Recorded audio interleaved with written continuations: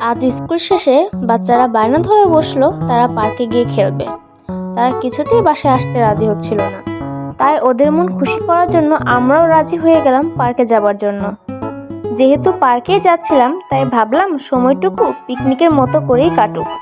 তাই আমরা ঝটপট করে ক্যান্টিন থেকে কিছু খাবার নিয়ে নিলাম, যেমন ফান্টা, চিপস, বেকার, জুস, সিঙ্গারা, এই তো টুকিটাকি আর অনেক কিছু। বাচ্চারা যেহেতু ক্লাস করে ফিরেছে তাই ওদের ক্ষুধা লাগাটা স্বাভাবিক। তাই প্রথমে ওদেরকে খাবার খাইয়ে ওদের খেলতে পাঠিয়েছি এবং সেই ফাঁকে আমরাও কিছু খেয়ে নিলাম, কারণ পেট যেহেতু আছে ক্ষুধা তো লাগবেই।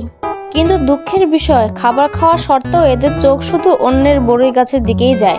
ওমা, আয়রা মাম্মি দিকে হঠাৎ করে ক্যামেরা অন করে বসলো। তখন বললাম এমন করে ভিডিও নিলে হবে না, আবার নেন। তখন ঠিক করে ঢং করলাম।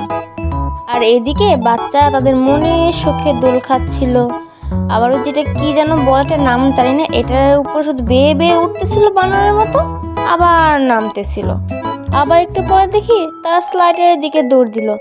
ওমা, এরপর থেকে শুধু একের পর এক ওপরে ওঠে আর পিচ্ছিল করে নেমে যায়।